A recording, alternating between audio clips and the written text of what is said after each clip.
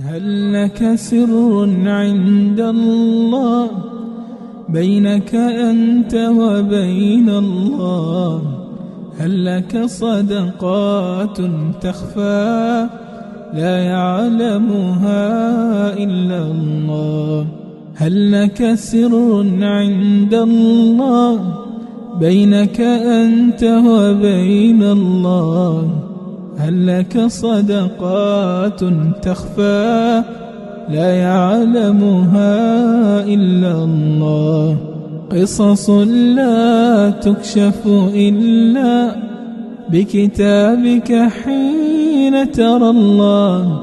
ما أحراك بهذا أن يكبر قدرك عند الله؟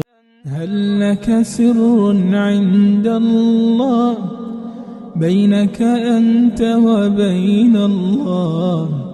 هل لك صدقات تخفى لا يعلمها إلا الله؟ هل لك سر عند الله بينك أنت وبين الله؟ هل لك صدقات تخفى لا يعلم. السلام عليكم ورحمة الله وبركاته. حبيباتي في الله، يا رب تكونوا جميعا بخير وفي أحسن حال، اللهم أمين. ازيكم يا بنات؟ عاملين ايه؟ إن شاء الله يا رب تكونوا جميعا بصحة وسعادة وراحة بال. صباح الروتين، صباح النشاط، صباح النظافة، صباح الغسيل وكل حاجة. كل حاجة النهاردة هنعملها مع بعض ان شاء الله. الروتين بتاعنا النهارده تنظيف للبيت. في اماكن كده في البيت الواحد لازم بيعمل لها روتين اسبوعي كده، روتين عميق بالميه والصابون. فالنهارده الدور على الروتين بتاعنا النهارده ان احنا نغسل كل حاجه بالميه والصابون كده وننضفها ونلمعها ونظبطها عشان تبقى نظيفه وحلوه معانا وريحتها مفحفحه كده من النظافه. فاتمنى الفيديو بتاعنا ينال اعجابكم. لما تشوفوا الفيديو بتاعي شوفيه، اتمنى منك تشاهديه وتحط لي لايك وتسيبي لي كومنت كمان تقولي رايك في الفيديو بتاعي. و... ولو انت لسه ما اشتركتيش واول مره تشوفي قناتي المتواضعه، اضغطي على الزر اللي تحت الفيديو، اضغطي اشتراك وفعلي كلمه الكل عشان يوصلك منا كل جديد بنقدمه. بجد يا ولاد اللايك، حط لايك، حط لايك، اكبروا بخاطر حط لايك. ولو انت بقى شطوره كده حط لي كومنت منك كده، قولي لي رايك في الفيديو باي اي كلمه اكتبيها، حتى صلي على النبي في الكومنتات، قول اللهم صل وسلم وبارك على سيدنا محمد. بس كده، انا مش عايزه منك اكتر من كده. يلا بقى بينا على الفيديو. زي ما انتم شايفين النهارده قبل كده نظفت معاكم اوض الولاد. انا لما بنضف اوض الولاد باخد معايا كده من على يعني باخد الروتين اليومي بتاع الصلاه بالمره، او بمسح مثلا الارضيات. انما علشان اعمل روتين عميق في البيت كله مره واحده بيكون بالنسبه لي يا بنات بجد صعب يعني. رحم الله امرئ عرف قدر نفسه. فانا الوقت ما عادش عندي جهد او صحتي يعني ان انا اعمل روتين في البيت زي الاول. كنت بمسك البيت كله واعمله في يوم واحد. الوقت لأ، بصراحة هي الشقة صغيرة بس باقسمها على أيام. يعني مثلا ممكن أعمل غرف النوم في يوم، أو ممكن أعمل كل غرفة في يوم لوحدها لو أنا فاضية عندي وقت ومش مشغولة وما عنديش زحمة ومش مضطرة إن أنزل وأطلع وأروح وأجي. جنب الأكل كده، جنب الروتين اليومي بتاعي، أخد أوضة معايا أغير الفرش بتاعها وأظبطها. وإن أنا بس حتة إن أنا أخد البيت كله مرة واحدة ده بالنسبة لي صعب. فالنهاردة هاخد معايا الصالة، وكمان هاخد معايا اعزكم الله التواليت، وهاخد معايا الدش والمطبخ معايا عندي نضيف بس الارضيات بتاعته اللي عايزه النهارده ضحك. فانا هاخد الحاجات دي النهارده اغسلها مع بعضها بما اني عندي الغرف نظيفه وزي الفل. فزي ما انتوا شفتوا كده قمت على الصاله بتاعتي، شلت بقى الفرش بتاع الركنه، نفضته كويس جدا لان احنا كل يوم بننضفه شاطرين والله. احنا كل يوم بننضفه وبنشده شده، لازم يكون مسطره. وبنظبط الخداديات بتاعتنا فوق الركنه بتاعتنا الجميله. ولكن اللي انا اكتشفته بقى ان شاء الله كده ان ولادي ما شاء الله معرفش بيجيبوا رمل منين. شلت الفرش من هنا وتلاقيت رمل على الكنبه، ما اقولكوش على الركنه من كل حته مليانه رمل. فقعدت انفضها والاخر قلت لا، علشان اتاكد بقى ان هي نضفت كويس جدا، جبت المكنسه وشفطتها كويس جدا. وانا لسه كنت شايلاها بصراحه، يعني ما كنت شايلاها من مكانها اصلا وغسلاها وكنسه ومسح تحت، وكمان الستاير بتاعتي كنت شايلاها وغسلاها. فهي عايزه روتين بس كنت نضيف يعني، ان انا انضف الركنه واكنس الارضيات وامسح بقى زي ما انتم شايفين كده في الصاله. كل ما هو موجود في الصاله لازم يتمسح النهارده. اليوم النهارده بقى ايه اللي هو المسيح كل حاجه. احنا بنعمل الروتين اليومي بتاعنا ان احنا بنسوي الركنه، بنشدها، بنظبط الحاجات عليها، بنشيل اي حاجه ملهاش لازمه ندخلها مطبخنا، لو كوبايات او اي حاجه كل حاجه بنرجعها في اماكنها كده. الروتين اليومي بتاعنا وكنسنا الارضيه على كده بيبقى يا سلام عملنا مجهود. كل يوم. انما المجهود بقى بتاع النهارده انك بتمسكي كل حاجه تنضفيها وتمسحيها كويس جدا. بجد يا بنات لما بتعملي كده وتواظبي بقى، يعني مش ان انا عملت كده وخلاص بقى اقعد ما انتخى طول الاسبوع لحد بقى ما الحاجه توسخ معايا وبعد كده اقوم امسحها. لا، كل يوم بقى بتنضفي بتمسحي الاسطف، تلاقيتي عينك جت على حاجه مش نضيفه على طول اعمليها. مش ضروري تعملي كل حاجه في المكان، بس اعملي اللي انت شفتيه. هنا بقى يا بنات كنت جايبه مكسرات الولاد. انا بحب اجيب المكسرات النيه، انا بحبها وبحب طعمها عن المحمصه. المحمصه بحس ان هي ملهاش طعمها غريب. انما لما باكل النيه كده، وبصراحه يعني بتاعت الرجيم، الدكتوره بتاعت الرجيم بتاعتي هي نصحتني ان انا اكل مكسرات نيه، فانا بجيبها واكلها نيه ما بحمصهاش يعني. وتمر كمان، فانا كنت جايبه التمر ده من السوق. بجيب لما بروح السوق بجيب كميه، هو موجود اصلا في السوق بيبيعوا 3 ب10. فانا جبت 3 كراتين يعني الصغيره تقريبا فيها كيلو. بحطهم في البوله الكبيره اللي انتوا شايفينها دي، بفتح في كيس وبحط كل البلح و وباخد منه على قد الاكل كده في البونبونيات الصغيره دي. فكنت حاطه مكسرات وحطيت التمر وكان عندي شوكولاته حطيت معاها. والله ما حرمتهمش من حاجه بجد، نغنغتهم النهارده، حطيت لهم كل حاجه، كل اللي كان متعان طلعته. قال يعني انا قافله عليهم المفتاح وهم مش شايفين. لا، هم يشوفوا الحاجه لما تحطها قدامهم تقول لهم بصوا اهي اهي، تشاور لهم عليهم ياكلوها. غير لما تكون في الدواليب بقى ما حد ولا بيدوروا، صدقوني لا بيدوروا ولا بيهتموا باي حاجه الا لما بيشوفوها قدامهم كده بياكلوها. فانا بحب اجيب الحاجه بالذات التمر والمكسرات احطه كده للولاد قدامهم على الترابيزه علشان ياكلوا منها. بس كده جبنا من المكنسه بقى علشان نكنس الارضيه، ونضفنا بقى وشلت المفرش كمان بتاع الترابيزه غسلته مع الفرش بتاع الركنه. وايه كمان، ومسحنا كل حاجه هنا في الاوضه. وكمان شلت يا بنات الكراسي دي، مسحت الحديد بتاعها، القاعده بتاعتها بيبقى عليها الصف برضو. ومسحت البيبان بتاعه البيت. في حاجات انا ما صورتهاش كتير ولكن انا عملتها. وطبعا الدواليب من فوق والزرع بتاعي برضو نزلته سقيته ميه، على ما اني زعلانه جدا على الزرع والله. كنت قعدت بقى اقول لابو محمد عايزين نجيب غذاء، نجيب شويه فيتامين للزرع بتاعنا، احنا ما بنجيبلوش مش عارفه ايه. ويا ريتني ما قلت، يا ريتني ما قلت، كان جميل وزي الفل. راح جاب له نوع فيتامين للزرع جوه وبره البيت يعني.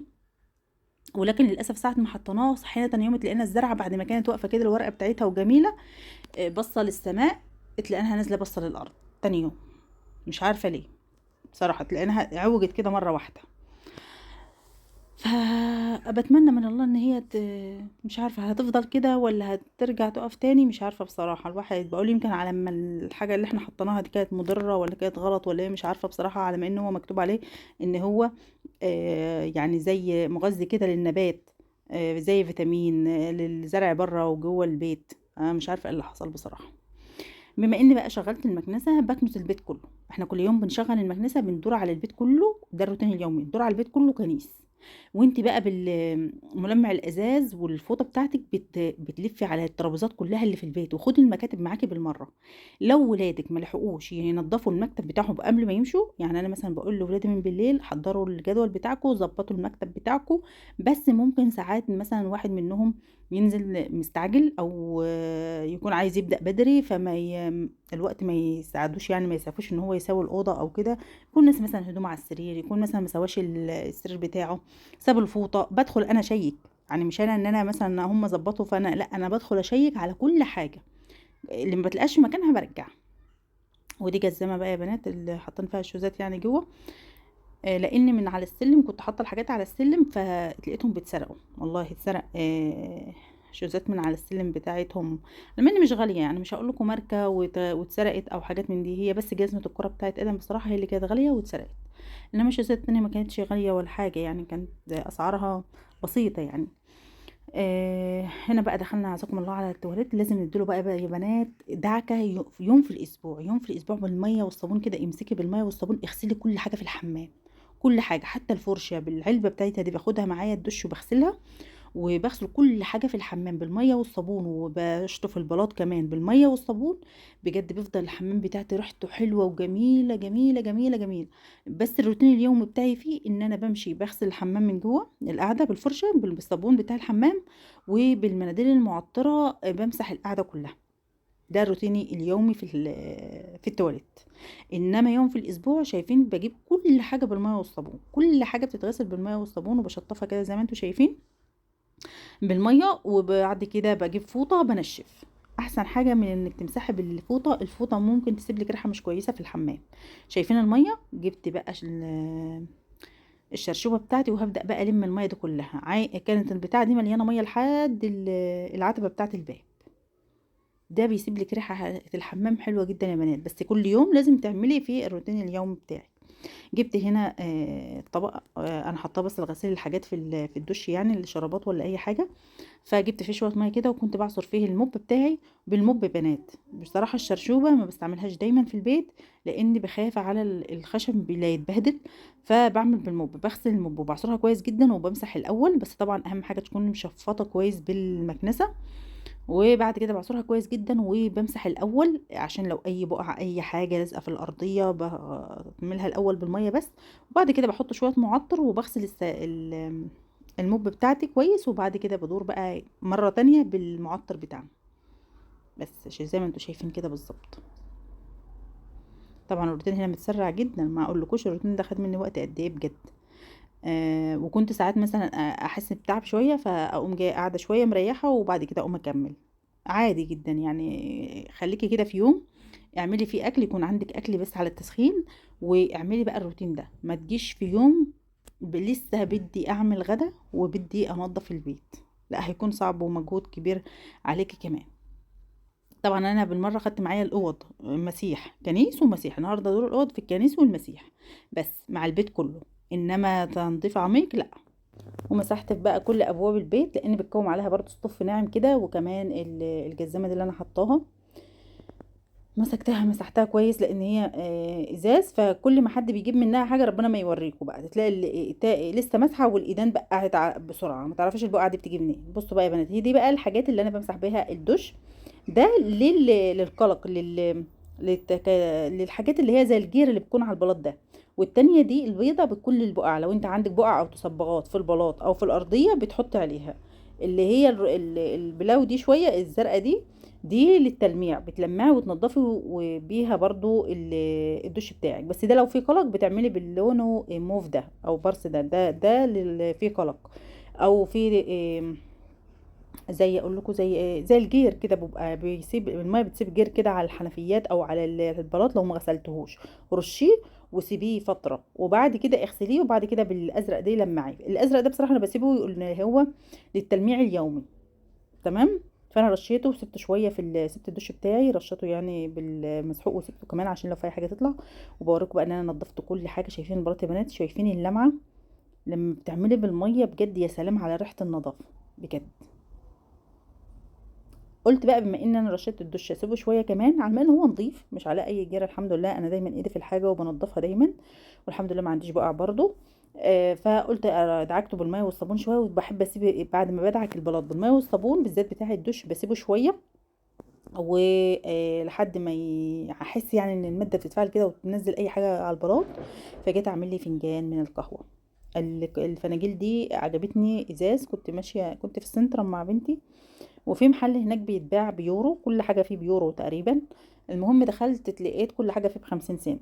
فجبت جبت فنجانين، ده واحد زيه بالظبط بس دول صغيرين للقهوة يعني. هو باين هنا كبير بس هو حجمه صغنطوط. وجبت ايه تاني؟ وجبت مصفى اللي لونه بينك ده. جبت ايه تاني؟ جبت ايه؟ بس هما دول تقريبا اللي انا جبتهم، لان مش محتاجه يعني حاجات للبيت، وهو كان في حاجات للبيت وحاجات للشعر وميك اب واكسسوارات وحاجات من دي. عملنا القهوه بتاعتنا. طبعا بحب اشربها ساده، بس القهوه دي كانت خفيفه، النوع ده كان خفيف. جبت معاه شوكولاتايه صغنطوطه صغنطوطه يعني. هو خلي بالك مش شوكولاته، مش تاكلي لي كام واحده شوكولاته وتقولي ده انا باكل واحده صغنطوطه. هي واحده بس في الاسبوع او كل كام يوم كده تاخدلك واحده بس. فانا حبيت اكافئ نفسي على المجهود اللي انا عملته. ودخلت هنا لكم بقى على البلاط بعد ما سبته مع الصابون شويه يرغي. هتتك بتتك زي ما انتوا شايفين كده، تشمري بقى وتدخلي. بس بصراحه ما عرفتش اغسل بالسبونج لان طبعا مش هقدر اقعد. فجبت المنقذه بتاعه المقشه دي، والله المنقذه بتاعتي يا بنات.